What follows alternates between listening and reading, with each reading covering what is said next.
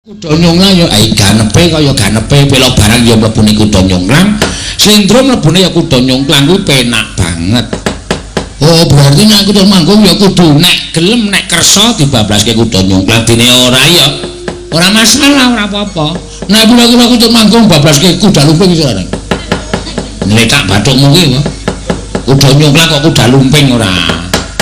Nah, iki mau panyuwunan saka panjenengane Bapak Lurah wis diaturake lan uga ora mung panjenengane sing kepareng ngersakake kutut manggung ning uga beberapa nawala lan lumantar WA uga ono sing nyuwun kutut manggung. Kira-kira wis karo kakang nek ora. Kowe nek aku ndower. Iki neng sing nyuwun beberapa uga. Sriuning Mustika Tuban. Oke sing padha nyuwun diaturake ya sing kemarang nyekar pesindan sing durung muni ya dadi nekke yo iya riuning iki uga pamundhute Bapak Lurah lho pamundhute saka wah werna-werna riuning ki ana saka Angkringan Mak Parti wah pirang-pirang iya iki sing dobel-dobel tak aturake dhisik kali supaya iso dadi lega penggaling para lenggah. Mesti nek kudu ngono. Iya. Sing dobel ana meneh. Apa? Kelinci ucul. Wah, iki ya sajake dadi kegemaraning para piyai kene. Kelinci ucul iki pirang-pirang ana piyai telu sing padha ngersakake. Pak saka Pak Sunoto Ngalang, iki kelinci ucul terus. Pernah-pernah iki nek tak goleki wae pirang-pirang gong. Diaturake kelinci ucul. Kok ndak wektune selak ngoyak iya kok ndak ora prayoga kedadiane ya iya aduh klinciku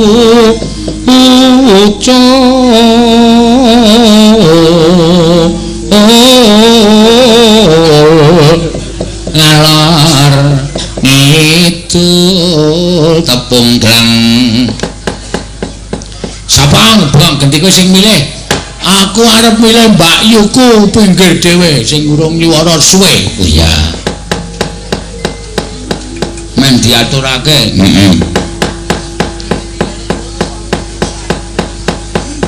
Sapa asmane? Bu Prastiwi. Oh iya. Monggo Bu kula nyuwun dipun paringi kelinci ucul Bu. Monggo Bu.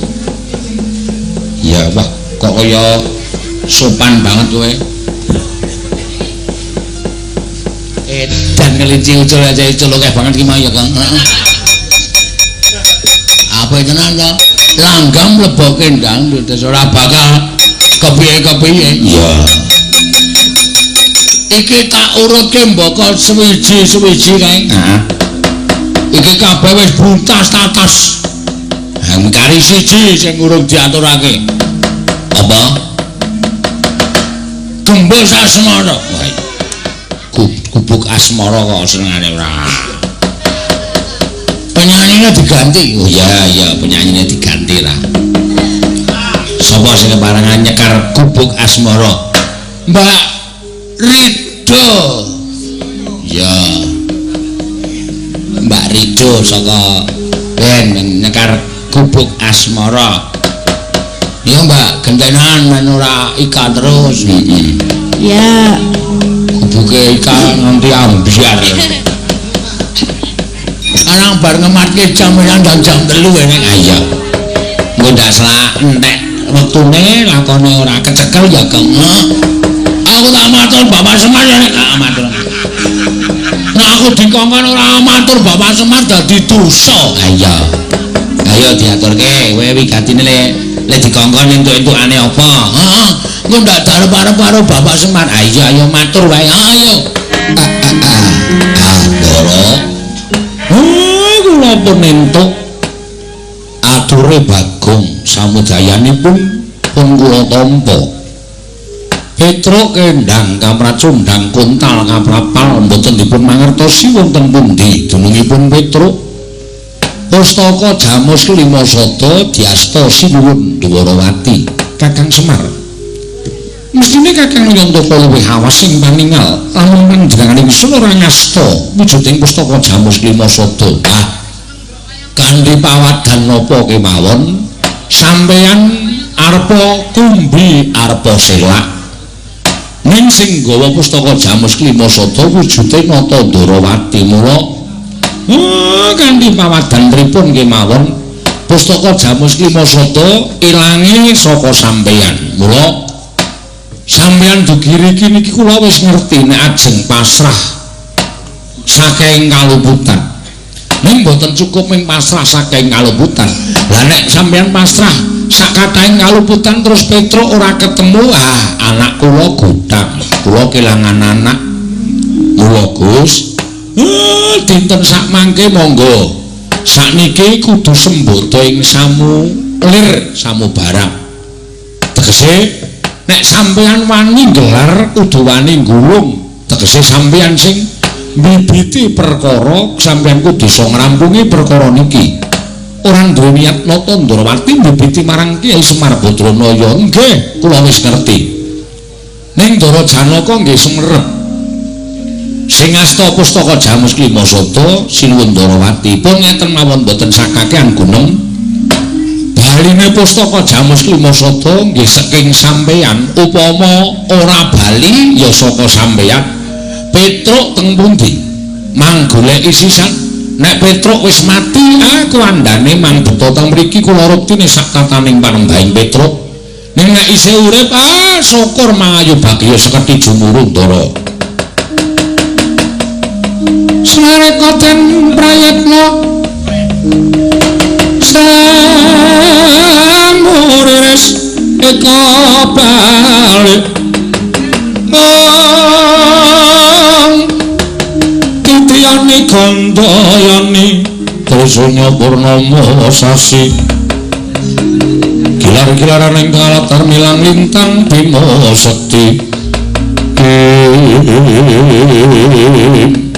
ya to Kyai Semar yang pancen kaya mengkono aku sagu ngupaya menyang endi dununging pustaka Jamus Klimasada uga aku sagu ngupaya menyang endi dununging Petruk nek ngoten tegese sampeyan iku ratu sing tanggung jawab pun mang goleki kula kanteni anak kula loro nawa garing kalih Bagong supaya napa sing dadi kesaguhan sampeyan mboten ing kandheng wonten ing pangucap Arjuna kula wonten maring ajawi ngupaya menyang endi dununging Petruk apa dene pustaka Jamus Nyang Jimat Klimasada monggo Koko Prabu kula direken ayo Dimas aja nganti kesuwen ya Prabu kula direken monggo Koko Prabu gegek sadulita mel rasane kok kaya ora kepenak pikirku pancen sinuwun Ndarawati ingkang rawuh iki pancen ora ngerti apa-apa ning kok tak pasrahi gawean sing abot Den kula mboten ajeng mangku asta risuh lumuh ngentasi perkara kula derekaken Den kula awat-awati kula jangkung tindakipun Ndara kula kekalih nuwun sewu Bapak Mremban sawetawis inggih maduka rawuh wonten negari Ngawawu Langit cumang kula nanggen kula ngentosi mbanipun nganti dening ngentosi sing palwa gabus kumambanging sira Kresna nalika semanten Bapak Penemban nampi aturipun ingkang putra pun Dewaningrat Bapak Begawan Dewa Kahana anggenipun ingkang putra kepengin sanget kula menika lenggah dampar kepraboning negari Ngamarta turuntun Bapak Penemban paring dawuh bilih nedya budidaya supados kula kasembadan lenggah dampar negari Ngamarta buktinipun menapa nggih anakku Cah Bagus Dewaningrat wonten timbalan ngerti ya apa ingkang ndak asta iki wujuding dluwang putih memplak ingkang tanpa tulis iki ngaran pustaka Jamus Nyang Jimat Klimasada apa to kekuwataning pustaka Jamus Klimasada iki panguripaning wong Pandhawa yen wong Pandhawa kelangan iki ateges bakal apes jurite yen bakal mateni para Pandhawa angel mijet ing ranti suwe banyu sinaring mula nganti aku tak rewangi Membanata Ndarawati ingkang wigati bisa ya kuwi gawe srana supaya pustaka Jamus Nyang Jimat Klimasada kuwi ning tanganing Penemban Dewa Kahana ya wong tuamu supaya ngrancakake gegayuhanmu nggo mlenggah dampar kepraboning Ngamarta nggih Dewaningrat bumi gunjang ganjing langit kelap-lapaton lur kincang ing risang mawe gandrung Mekaten Mbak. Ya, pancen mengurwana dalah.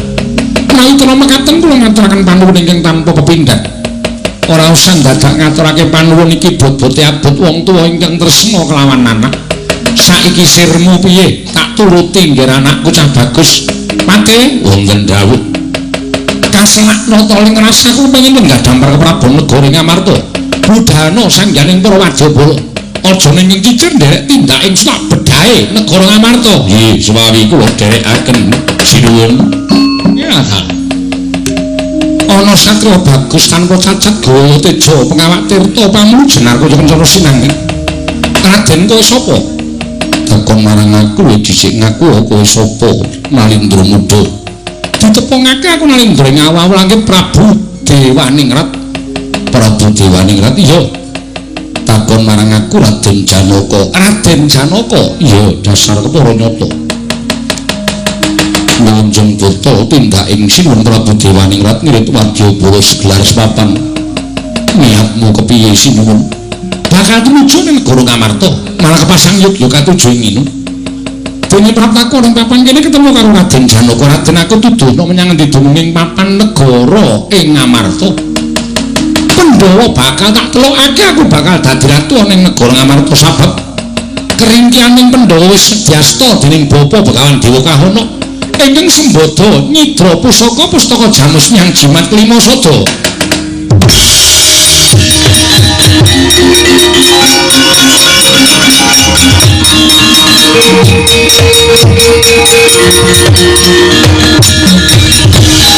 Nata laruta saking kutha Sangkara Yanamata Sang Sri panusmaning jajalan sedaya wong tuamu kang aran Dewa Kahana ingkang nyidra pustaka Jamus Kelima Sada Mendana Tandrawati.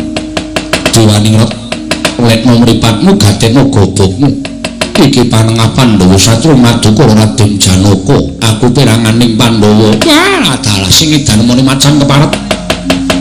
Nyembane aku negara Pecing Gedhe ora tak jujuk deleke nanging tak piprilipane. Kowe dhisik tak rangket mung kari dulur-dulur ning basal sumusul marang kowe. Marang jajal reganing atiku.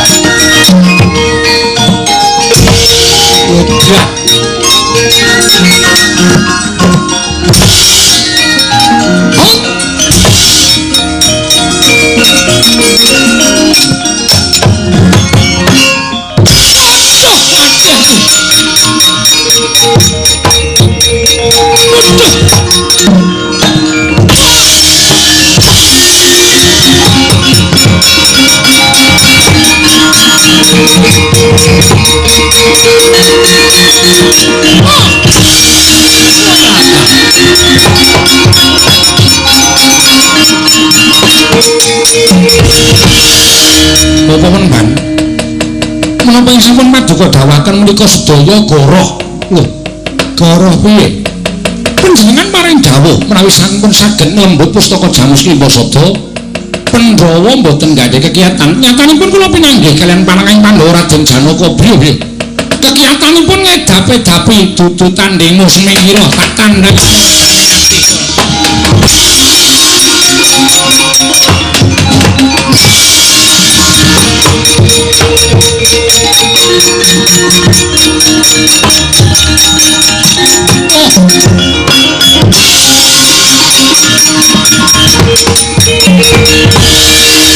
Wong bagus apa? Raden Janaka wis apa Dewa Kahana? Kowe sing nyidra pustaka Jamus Kelima Sada. Dasar kepara nyata tak jawab. Ora tak wenehake tanggo gatheng sirahmu damu dadi kandha kowe. Ayo.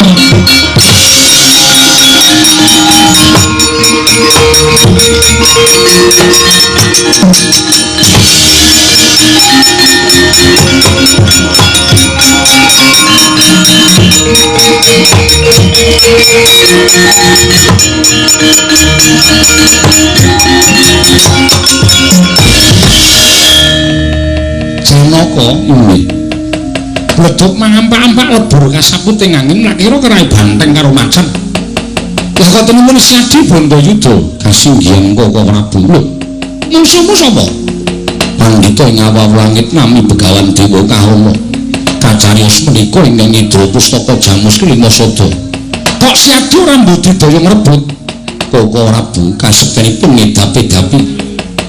Kasektening Dewa Kahana kasinggihan mekaten ora pati ndugamana kaya ngono tak tontone Janaka.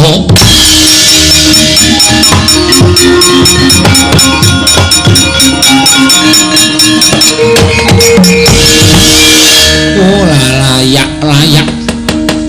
Sira Siadi ora bakal menang karo pendhita mau. Kemareng paduka kados pundi? Nadyan pun ngakang wae tak kira ora bakal iso ngungkuli kadedaning pendhita mau. Lajeng kemareng paduka. Ayo tak ganti tindak pundi golek jago ngalahke Dewa Kahana lan anake Janaka. Dadi aku isih urip ya. Monggo Kyai Nenggala iki jare pusaka ampuh. Monggo aku metu ora Prabu Baladewa mau wis tak ikhlaske pati uripku. Sinuwun Mandura, Iblis lan Petro Kanandala mati dening aku ya aku wis merem. Jel. Kontal kaprapal kendang kapracundang. Kok tiba ning alas. Waduh. Cilaka iki. Gaduh desa. Hah? Lah kok malah ketuyung-tuyung uripku kaya ngene iki piye iki? Mereka mbelani bapak kena Nenggala tak kira nek aku wis ikhlas karo patiku mati ya wis men kok malah tiba ning alas. Urip ning rekoso. Oh alamir men kok dadi kaya ngene kanane anakmu mung mergo mbelani karo kowe to Mir. Mar. Ayo biasane aku nek nang ndi yo ngono kuwi dadi nyuwun pangapura ndak dikira nyeluk lurahe kene. Oh alah Mar kok gawe kanane kaya ngene iki piye to Pak? Aku nang tengah ngalas ijen.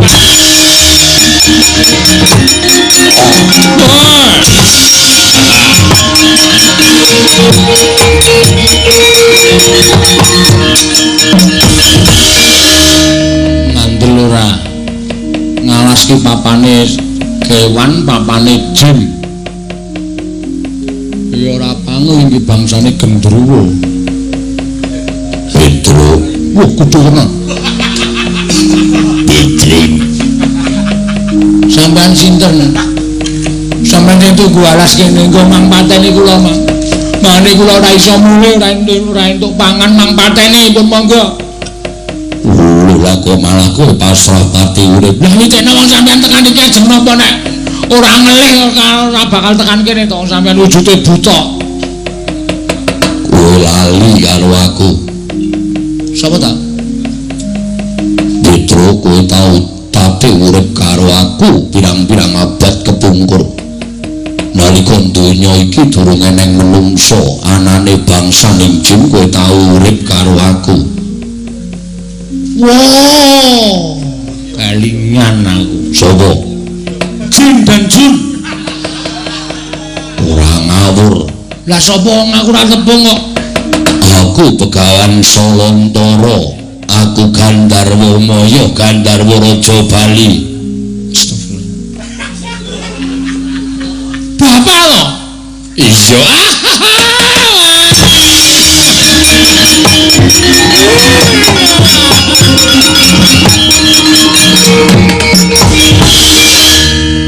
Bapak? Iya. Aduh, sampean kok sandangane apik banget.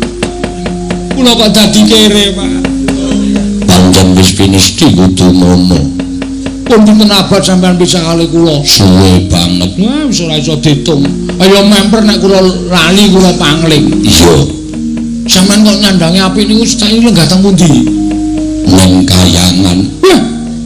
Dadi dewa? Iya, Petro. Ah, syukur. Dewa tugase napa? Aku tukang resik Karang Kawidodaren. Walah Pak Bon to. Iya Petro, ngono kok dewa ning dewa iya gleleng. Iya. Lah kowe kena ngopo? Lah jare dewa. Ora ngerti atine Petro nek dewa ki awas apa-apa iso maca atine Petro. Kowe bewangi bapakmu Semar perang karo Baladewa, kowe kena Kyai Nenggala Kuntal tekan kene. Pustaka Jamus ki masada ilang. Kowe ra iso bali. Nggih. Petro, nun tengah malas kaya ning sendang jenenge Sendang Malih Warna. Aja wujud Petro, wujuda sawijining apa wae ning aja wujud Petro, mengko kowe nang bakal bisa mbabar cerita iki. Ngoten? Iya, nggih.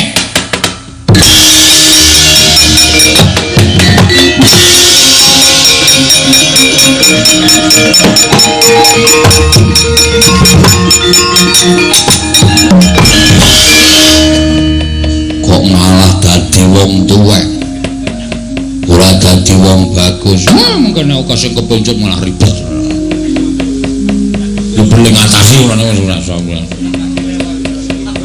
Kanca-kanca kula niku do iri.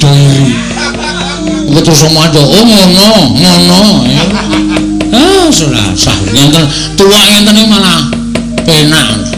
Yo kowe nganggo jeneng sapa sakarmu nggih? Kawene daya kekuatanku kowe dadi wong pinter, dadi wong digdaya, dadi wong awas. Amin. Wis enten ana nang kene dolengkas ana Nalindra teka. Sinten? Kowe tepung ning aja ngaku yen kowe tepung. Oke.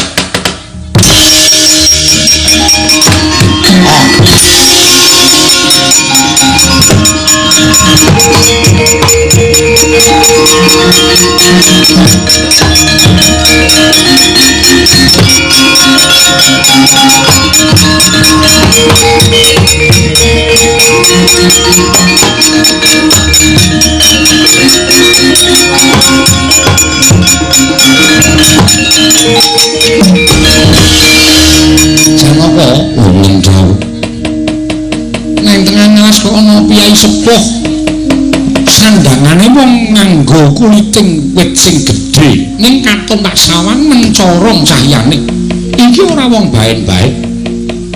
Koko Prabu piye mbok pados tiyang sanesipun nggih mawon namung tiyang wana kados mekaten aja ngece karo wong ngalasan. Takonane dhisik lho Janaka kula semanggaken Kisana kowe kuwi sapa? Kula menika ingkang mapan wonten ing wana mriki wondene pangkat kula menika Demang. Kowe iki Demang? Nggih. Demang sapa? Kula pun Demang Cakrawangsa. Cakrawangsa kasinggihan panjenengan sinten Prabu Kresna? Percaya ora Janaka wis ngerti karo aku malah nyebut takon jeneng kok wis disebutke jenenge. Ingkang wingking sinten Raden Janaka? Mula Galekton ngerti karo aku. Ora aneh sampean kerep mlebu koran kok. Sampeyan kerep dadi sampul majalah. Bubu cengelmu. Nek kali kula mesti mboten ngerti. Sing matane kira kowe sapa Gareng? Ngerti ya? Aku kulino kecekel polisi ya neng. Tunggu ngocok ora. Nek karo aku mesti ora ngerti.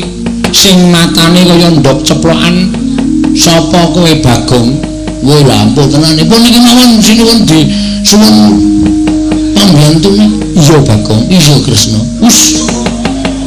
Kenjuri pangsuwan sapenake dhewe ngapunten. Iya. Kisana wonten dawuh Demang Cakrawangsa inggih wonten wigatos menapa? Aku kuwi lagi kerepotan. Sebabipun aku duwe mungsuh sing nyolong pusakaku. Mungsuhku jenenge Dewa Kahana. Yen kowe iso mateni mungsuhku Dewa Kahana, iso ngrebut pustaka Jamus Lima Sada, kowe njaluk apa tak turuti. Kula mboten nyuwun napa-napa, ning bakal tak paringi. Kula mboten nyuwun wong kula niate tapa ngrame. Nadan ora tok tampa ning kowe bakal tak paringi. Aku ki duwe abdi jenenge Petro, wis mati. Bojone ayu. PN bojone tur omahe ya rada gedhe PN kabeh omahe Trondolo iki iya panjenengan lenggah mriki kula sing ngrebut pustaka Jamus Klimas Begawan Dewa Ngawana kowe ngrebut pusaka sarana alus alusa dikaya ngapa nadyan kaya banyu sinaring ora ngungkuli alusing Demang Cakrawangsa legane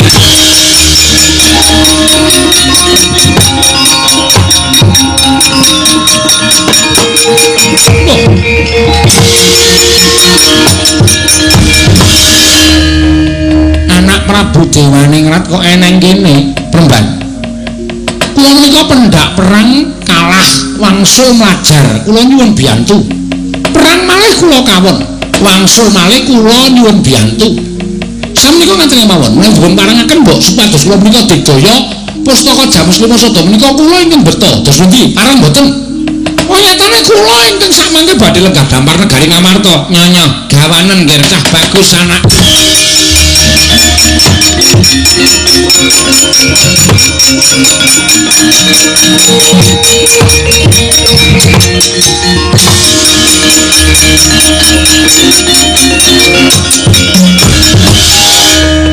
pinter njara langit kowe ra menang karo Demang Cakrawangsa ayo iki jagone Pandhawa sing iso nglembut pustaka Jamus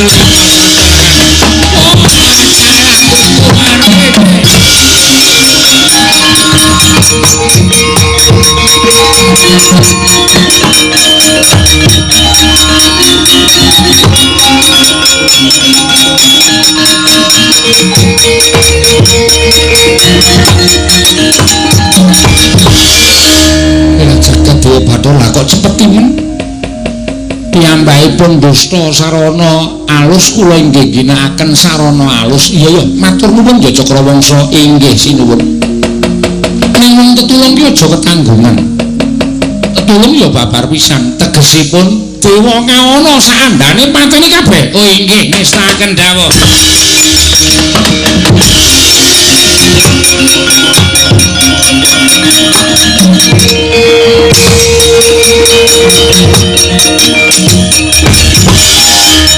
iki menungso sing nyolong pusaka kowe sing maling kowe sing nyolong kanthi Nimbanata Ndarawati aku mung sadurma ngrebut saka tanganmu legandang dening aku nyo tamak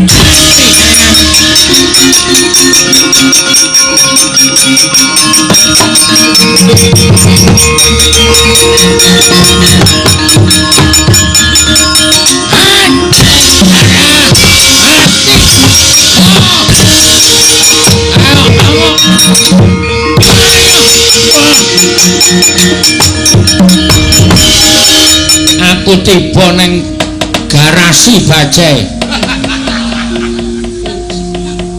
iki sapa wong kok kaya Vespa Dulapure iki sapa jenenge aku Demang Cakrawangsa syukur Lik kowe ijek urip tak kira nek kowe mati ke Taman Nenggala Petro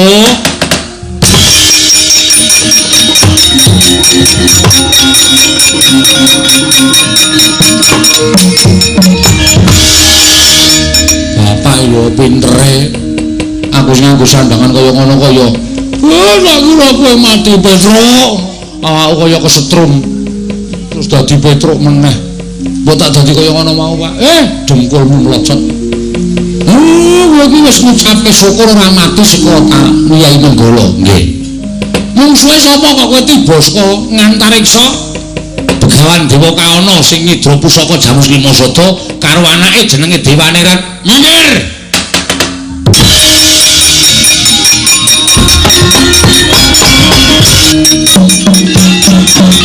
iki sapa kok kaya wong mendem Semar Badranaya nek cara mbiyen Semar Ngejawantah Semar Badranaya ya kowe Dewa Kaana iya dasar para nyata mula kabeh do kalah sapa-sapa do kalah lah wong kowe kedadian saka kowe. Mula kabeh-kabeh do mundur. Apa to sebabe mundur? Mergo sing dadi pendhita kowe. Apa dikira aku pangling karo kowe? Aku ora bakal pangling karo kowe. Nadan kowe nganggo busana, rangkep sewu, aku ngerti nek kuwi kabeh saka pokal gawene kowe. Risi aku. Kowe arep nanti. Kiai Semar arep ngopo? Ora gelem bali asalmu, bukamu titenono. Larak tenan. Aku wis bedhek pendhita kok ambune minyak wangi. Kabeh mau cecok kowe. Aku pancen wis ngerti nek kabeh mau ki kedadian saka kowe.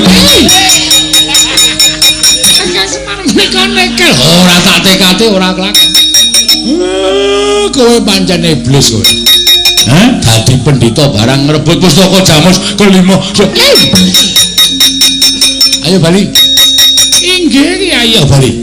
Aja ganggu kowe dulur-dulurku sing lenggah ning Hargomulya kene. Kecamatan Gedangsari. Kowe sak kancamu nek nganti ganggu gawe ketentremaning dulur-dulurku kene mungsuhmu aku kumbala geni. Nyuwun pamit Kyai Semar.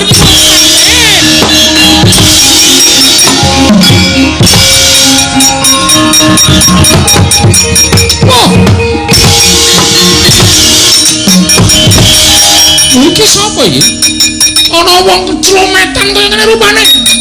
Mripate rembes, ngamuk punggung, Suratamta Nirbaya Nirwikala.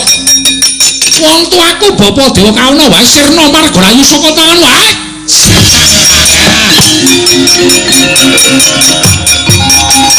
Aduh.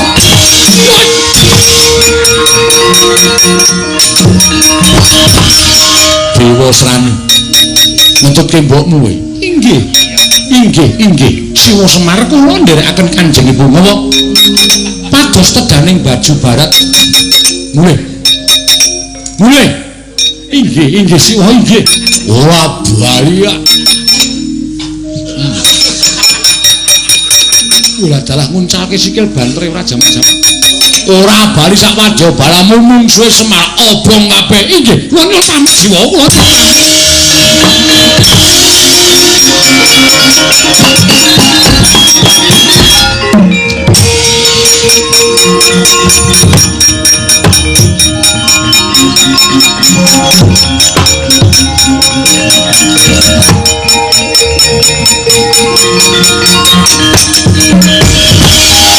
Nek ora sing tuwa kaya ngene iki sing mandang ora rampung perkarane. Anggepe tuwa ngene iki terus ra iso temandang to. Ning rantak-rantak akeh wadyabala saka Tunggul Malaya. Wadyabalane Dewa Srani sajae ora nrimakake. Nek aku ijen kentekan napas, nek ra matur ndara-ndaraku Pandhawa. Kediwasan.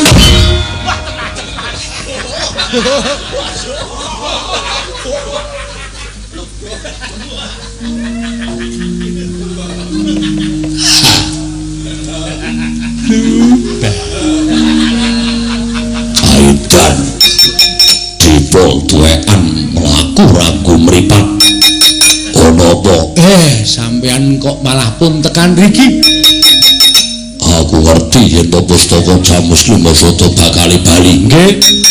Nderekke mbarep kakangku Prapta Karangkadempel rancakake nggon mbangun kayangan Sarakosa. Wah, ono apa? Wadyabala dampyak minggir.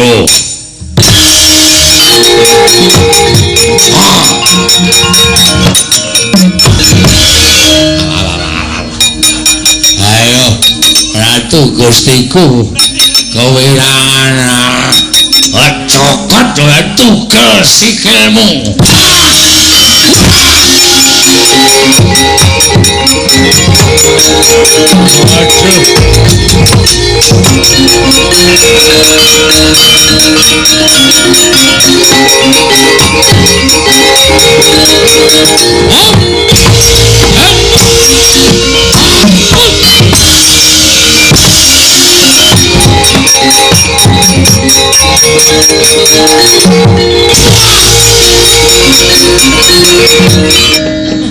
Wit Purwa Madya Wusana pun paripurna Gus. Yo. Napa sing kula jangka mugi-mugi lancap. Yo Semar. Semantara ki napa sing digayuh? Napa sing jangka dening para pepundhen kula sami lenggah wonten mriki saged kasembatan sak paripurnaning sucalan menika. Yo. Wit Purwa Madya Wusana sampun mungkasi kula nek enten kalepatan nyuwun pangapunten minangka wakiling kanca-kanca. Diagung pangaksami sakalangkung kathah jernaminipun menungso kedurungan ina lali salah apes lawan mati. Sura Sudra janing kang ratsa brajut tapi kula Darmastuti rahing sami makarya rahing sami pinanggih Dewa.